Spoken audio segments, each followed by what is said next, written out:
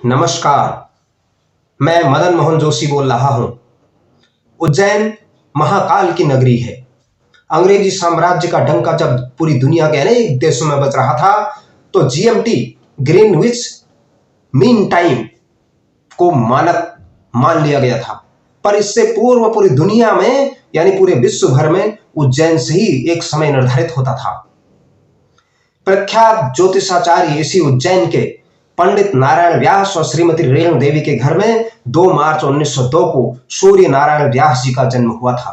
वे ज्योतिष और खगोल शास्त्री के साथ ही लेखक, पत्रकार, स्वतंत्रता संग्राम सेनानी, इतिहासकार, पुरातत्ववेत्ता आदि के रूप में प्रसिद्ध हुए। जिन महर्षि सांदीपनि के आश्रम में भगवान श्री कृष्ण और बलराम जी ने शिक्षा ग्रहण की, यह परिवार उन्हीं का वंशज है। श्री व्यास जी ने अपने पिताजी के आश्रम तथा फिर वाराणसी संस्कृत विश्वविद्यालय में शिक्षा प्राप्त की। 8 वर्ष की अवस्था में ही उन्होंने लेखन आरंभ कर दिया था।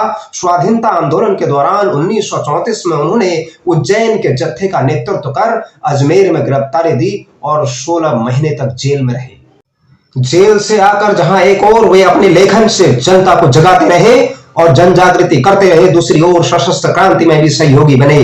क्रांतिकारियों को उनसे आर्थिक सहायता तथा उनके घर में शरण भी मिलती थी। सुभाष चंद्र बोस के आह्वान पर उन्होंने अजमेर स्थित लॉर्ड मेयो की मूर्ति तोड़ दी और एक हाथ अपने घर ले आए। 1942 में उन्होंने एक गुप्त रेडियो स्टेशन को भी चलाया था और प्रख्यात ज्योतिषी होने के कारण देश विदेश के अधिकांश बड़े नेता और बड़े बड़े पूंजीपति उनसे परामर्श करते रहते थे। स्वाधीनता से पूर्व 144 राजघरानों के राज ज्योतिषी थे। चीन से हुए युद्ध के बारे में उनकी बात सटीक निकली और उन्होंने लाल बहादुर शास्त्री को भी ताशकंद न जाने के लिए कहा था। व्यास जी ने फ्रांस, जर्मनी, ऑस्ट्रेलिया, इंग्लैंड, रोम आदि देशों की भी यात्रा की और हिटलर से भी उनसे अपने भविष्य के बारे में हिटलर ने भी उनसे परामर्श किया था। और उन्होंने 1930 में आज में प्रकाशित एक लेख में कहा था कि भारत 15 अगस्त 1947 को स्वतंत्र होगा और उन्होंने विवाह भी स्वाधीन होने के बाद 1948 में किया था। उज्जैन महाकवि कालिदास की नगरी है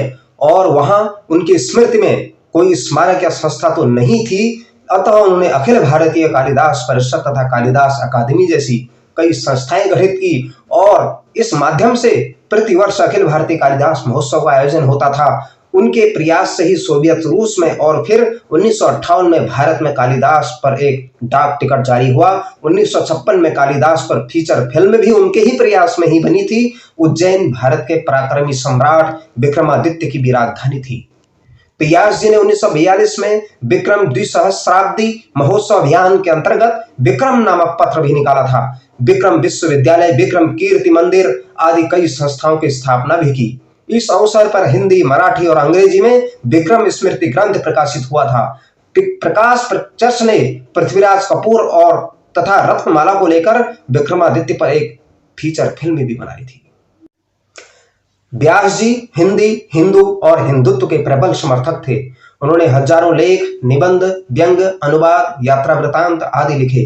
1958 में उन्हें राष्ट्रपति की ओर से पद्म भूषण अलंकरण प्रदान किया गया, पर अंग्रेजी को लगातार जारी रखने वाले विधेयक के विरोध में उन्होंने 1967 में इसे लौटा दिया। सैकड़ों संस्थाओं द्वारा सम्मानित श्री व्यास देश के गौरव थे। उज्जैन की हर गतिविधि में उनकी सक्रिय भूमिका रहती थी। कालिदास तथा विक्रमादित्य के नाम पर बनी संस्थाओं के संचालन के लिए उन्होंने पूर्वजों द्वारा संचित निधि भी खुले हाथ से सर्वस्व लुटा दी। 22 जून 1976 को ऐसे महान विद्वान मनीषी का देहावसान हो गया और ऐसे महान पुरुष को जिनके पांडित्य से, जिनके प्रबल ज्ञान से ऐसी भूमि, भारत की भूमि दुनिया में सिरमौर बनती है, ऐसे महान विद्वान जनों को मेरा कोटि कोटि नमन।